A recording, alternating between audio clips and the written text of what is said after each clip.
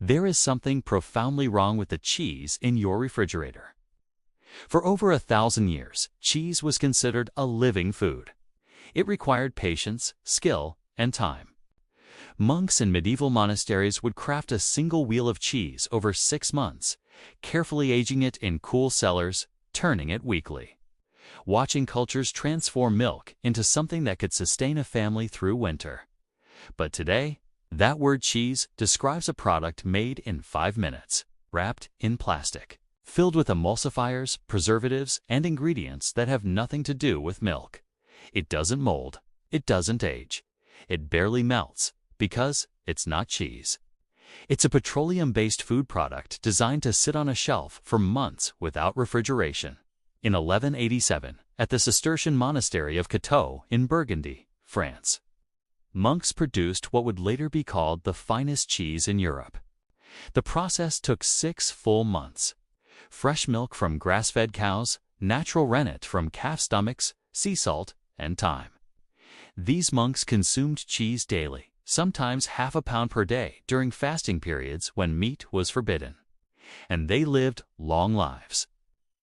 Records show monks regularly reaching their 70s and 80s with strong bones, healthy digestion, and mental clarity. Fast forward to today. The average American consumes 40 pounds of cheese per year, more than any generation in history. Yet osteoporosis affects 10 million Americans. Lactose intolerance, once rare, now affects 65% of the global population. Digestive issues, inflammation, and autoimmune conditions linked to dairy sensitivity are epidemic. We're eating more cheese than ever, but we're sicker.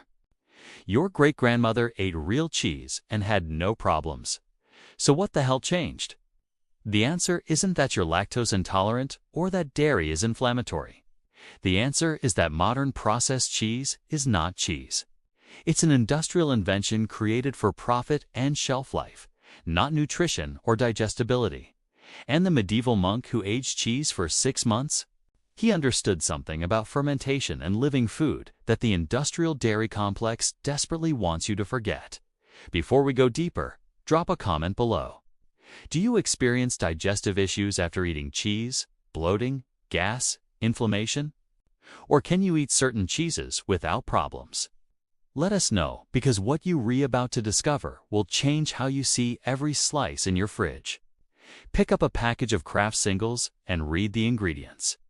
Milk, whey, milk protein concentrate, milk fat, sodium citrate, calcium phosphate, whey protein concentrate, salt, lactic acid, annatto, and paprika extract for color, natamycin, a preservative enzymes, cheese culture, vitamin D3. That's 15 ingredients. For cheese. Medieval cheese had 4 ingredients: milk, rennet, salt, thyme. That's it. No emulsifiers to keep it uniform. No preservatives to prevent mold. No artificial colors to make it look like cheese.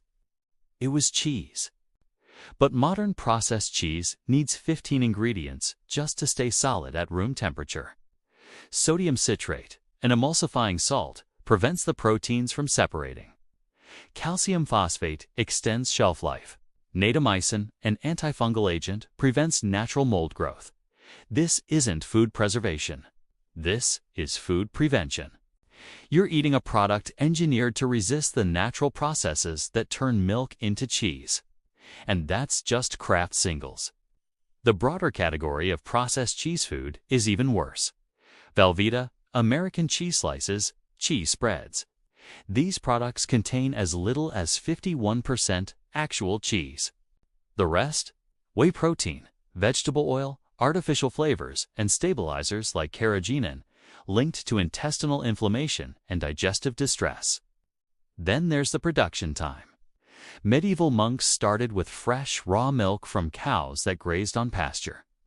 The milk was still warm when they added rennet, a natural enzyme that causes milk proteins to coagulate.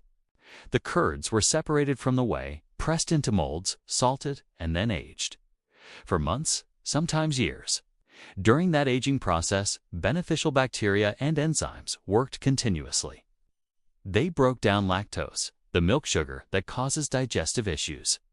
They predigested the casein proteins, making them easier to absorb. They produced vitamin K2, a nutrient critical for bone health and cardiovascular function. Your Kraft Single, made in 5 minutes. Pasteurized milk is mixed with emulsifiers and salts at high heat. The mixture is poured into molds, cooled rapidly, and wrapped in plastic. No fermentation, no enzyme activity, no breakdown of lactose or casein. Just milk proteins locked in an emulsified matrix with chemicals to keep them stable. The result? A product that looks like cheese, melts sort of like cheese, but behaves in your body like an inflammatory trigger.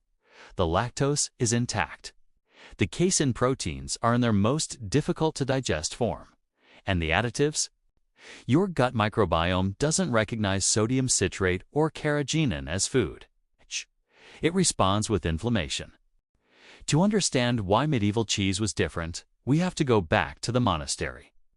Cistercian monks in 12th century France took vows of silence, poverty, and self-sufficiency. They couldn't buy food from markets. They had to produce everything themselves, and cheese was central to their survival. The monks kept herds of cows, fed exclusively on pasture. No grain, no supplements, just grass and hay. The milk from these cows was rich in omega-3 fatty acids, conjugated linoleic acid, CLA, and fat-soluble vitamins A, D, and K2. This wasn't a nutritional philosophy. It was simply what cows ate before industrial agriculture. The monks milked the cows by hand every morning. The milk went directly into large copper or wooden vats. While still warm, they added rennet, extracted from the stomach lining of a calf. This natural enzyme caused the milk to separate into curds and whey within an hour. The curds were cut, stirred gently, and then pressed to remove excess whey. What remained was fresh cheese, soft and mild. But the monks didn't stop there. They salted the cheese and placed it in cool, humid cellars carved into stone. Temperature: Y-55 degrees Fahrenheit. Humidity: YP. Perfect conditions for controlled microbial activity. Over the next 6 months, something extraordinary happened. Bacteria and molds on the surface of the cheese began breaking down fats and proteins. Proteolysis, the breakdown of casein, created amino acids and peptides that gave aged cheese its complex flavor. Lipolysis, the breakdown of fats, produced short-chain fatty acids that support gut health. And the lactose, almost completely consumed by bacteria within the first few weeks. This is why people who claim to be lactose intolerant can often eat aged cheeses like Parmigiano or aged Gruyere without any issues. The lactose is gone. The bacteria ate it. What's left is a nutrient-dense food rich in protein, calcium, vitamin K2, and probiotics. The monks turned their cheese wheels weekly. They brushed off unwanted molds and monitored the aging process with care. After 6 months, the cheese was firm, flavorful, and could be stored for years. It was traded, sold, and consumed daily by the monks themselves. This wasn't artisanal luxury. It was survival food, optimized through centuries of trial and error. And the nutrition. A 100-gram serving of aged monastery cheese contained 25 grams of protein, 700 milligrams of calcium, significant amounts of vitamin K, to which modern diets are severely lacking, and billions of live probiotic bacteria. The monks didn't know about gut microbiomes, but they observed empirically that aged cheese supported digestion, strengthened bones, and sustained energy through long days of manual labor and prayer. Let's talk about lactose, because this is where the modern cheese disaster really begins. Lactose is a sugar found in milk. To digest it, your body produces an enzyme called lactase. Most mammals stop producing lactase after weaning. Humans are unusual in that some populations, particularly those with European ancestry, developed lactase persistence, the ability to digest lactose into adulthood. But even among lactase-persistent populations, consuming large amounts of unfermented lactose can cause problems: bloating, gas, diarrhea. This is why so many people report issues with milk, but not with cheese. Except modern processed cheese still contains lactose. Kraft Singles contain approximately 2 to 3 grams of lactose per slice. It's been pasteurized at high heat, which denatures some proteins but doesn't remove lactose. There's no fermentation, no bacterial consumption of the sugar. It hits your gut at full strength. Aged cheese, like what medieval monks produced, contains less than 0.1 grams of lactose per 100 grams. The bacteria consumed it during the 6-month aging process. Studies from the University of Wisconsin found that people with diagnosed lactose intolerance could consume aged cheeses like cheddar, Parmesan, and Gruyere without symptoms. The lactose was simply gone. Then there's casein, the primary protein in milk. Casein exists in different forms, a 1 and a 2 beta-casein. Modern dairy cows, bred for high milk production, produce mostly a 1 casein. When digested, a 1 casein releases a peptide called beta-casomorphin 7-BCM-7, which has been linked to inflammation, digestive issues, and even neurological effects in sensitive individuals. Heritage cow breeds, like those kept by medieval monks, produced mostly a 2 casein, which doesn't release BCM-7. But even with a 1 casein, fermentation changes everything. During the 6-month aging process, bacteria break down casein into smaller peptides and amino acids. This pre-digestion makes the protein easier to absorb and less likely to trigger immune responses. Your Kraft Single. The casein is intact, unfermented, and in its most inflammatory form. It's been heat-treated, which can denature proteins and make them harder to digest, but it hasn't been broken down by beneficial bacteria. Then there's vitamin K2. This is a nutrient most people have never heard of, but it's critical. Vitamin K2 activates proteins that regulate calcium in your body. It ensures calcium goes into your bones and teeth, not your arteries. Deficiency in K2 is linked to osteoporosis and cardiovascular disease. Aged cheese is one of the richest sources of K2 on the planet. Processed cheese. Almost no K2. The pasteurization and rapid production killed the bacteria that produce it. You're left with calcium, but no K2 to activate it. This is why populations that consume large amounts of processed dairy have high rates of osteoporosis. Despite high calcium intake. In 2019, researchers at University College Cork in Ireland conducted a study on traditional cheesemaking. They compared the gut microbiome of people consuming industrial processed cheese versus those consuming traditional aged cheese over 3 months. The results: the aged cheese group showed significant increases in beneficial bacteria, particularly lactobacillus and bifidobacterium species. Markers of inflammation decreased. Digestive complaints dropped by 60%. The processed cheese group: no change in microbiome diversity. Some participants reported increased bloating and digestive discomfort. Another study from Stanford University found that aged cheeses contain unique bacterial strains not found in any supplement or yogurt. These bacteria produce short-chain fatty acids like butyrate, which feed the cells lining your colon and reduce inflammation. Processed cheese, sterilized by pasteurization and preserved with chemicals, contains 0 live bacteria. And today, there's a renaissance happening. Small-scale cheesemakers across France, Switzerland, and even the United States are reviving monastic techniques. 6-month aging. Raw milk from grass-fed cows. No additives. And their customers, many of whom thought they were dairy intolerant, are discovering they can eat real cheese without any issues. These aren't anecdotes. Digestive symptom logs show the difference. Elimination diets followed by reintroduction of aged cheese versus processed cheese reveal what medieval monks knew empirically. Real cheese, properly made, is digestible. Industrial cheese product is not. The shift happened after World War II. Dairy production industrialized. The goal was clear: produce massive quantities of cheese cheaply and make it last indefinitely on store shelves. In 1916, James L. Kraft patented a process for pasteurized processed cheese. It could be shipped without refrigeration, stored for months, and sliced uniformly. The military loved it.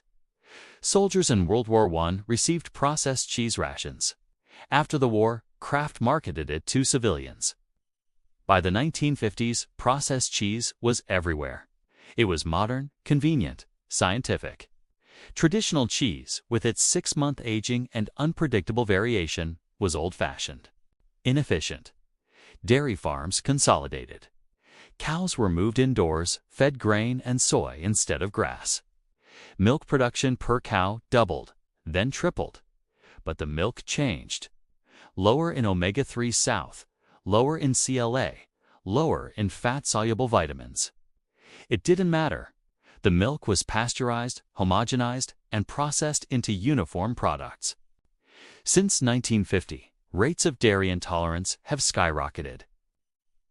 Lactose intolerance, once mainly affecting non-European populations, now affects 65% of the world. Casein sensitivity, virtually unknown before industrial dairy, is epidemic. And despite consuming more cheese than ever, osteoporosis rates have increased by 300% since 1960. The dairy industry will tell you this is because people don't drink enough milk or take enough calcium supplements. But the data doesn't support that. Americans consume more dairy than almost any nation, yet have among the highest osteoporosis rates. The problem isn't calcium intake. It's that processed dairy lacks K2, lacks probiotics, and contains inflammatory proteins that interfere with calcium absorption. Medieval monks didn't have dairy intolerance epidemics. They didn't need lactase pills. They made cheese the way nature intended, through slow fermentation, and their bodies thrived. The food industry optimized cheese for shelf life and profit, not for nutrition or digestibility. They removed the bacteria, removed the aging, added chemicals to mimic what fermentation does naturally. And when people started getting sick, they blamed the victims. You're lactose intolerant, you're sensitive. You have a disorder. No, you're reacting normally to an abnormal food product. If you want to eat cheese that doesn't make you sick, you have 3 options. First, buy aged cheese from traditional producers. Look for Parmigiano Reggiano aged minimum 12 months. Aged cheddar 12 to 24 months. Gruyere, Comte, or Manchego. Check the label. It should list only milk, rennet, salt, and cultures. No emulsifiers, no preservatives. These cheeses have virtually no lactose and are rich in probiotics and K2. Second, seek out raw milk cheese aged over 60 days, legal in the U.S. Raw milk contains natural enzymes and bacteria that aid digestion. Small-scale cheesemakers at farmers markets often produce raw milk cheeses using traditional methods. Yes, they cost more. But 4 ounces of real cheese delivers more nutrition than a pound of processed slices. Third, make your own cheese. Simple fresh cheeses like ricotta or paneer require no aging and can be made in your kitchen with milk, lemon juice, or vinegar, and salt. For aged cheese, starter cultures and molds are available online. It takes time, but you'll understand why medieval monks valued the process. The point isn't to become a monk. The point is to recognize that real cheese is a living food, and processed cheese is dead. If you're experiencing digestive issues, the problem likely isn't dairy. It's the industrial processing. If you're learning something valuable here, hit that like button and subscribe. It helps us share this forgotten knowledge with more people who've been told they're intolerant when really, they've just been eating fake food. The medieval monk with his 6-month aged wheel of cheese wasn't wasting time. He was working with a biological process perfected over millennia.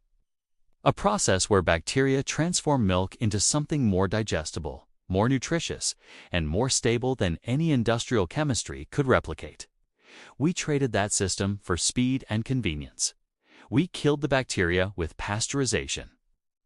We skipped fermentation to save time. We added emulsifiers and preservatives to extend shelf life. We convinced an entire civilization that a 5-minute cheese product was superior to a 6-month aged wheel. And now we wonder why dairy, once a staple food for healthy populations, has become a source of inflammation and intolerance. The answer is simple. We stopped making cheese. We started manufacturing a product that looks like cheese, but behaves in the body like an inflammatory chemical mixture. Medieval cheese wasn't a superfood because monks had magical powers. It was a superfood because it was made right. Raw milk from grass-fed cows, natural fermentation, patience, time. That's the knowledge the industrial dairy complex doesn't want you to have. Because if you understand that the problem isn't dairy but industrial processing, you stop buying their products. You start seeking real cheese. You take control of your health. And that's exactly what you should do. The choice is yours. The secret was never lost. It was just replaced with a cheaper, faster imitation. Subscribe, and let's keep digging up what they buried.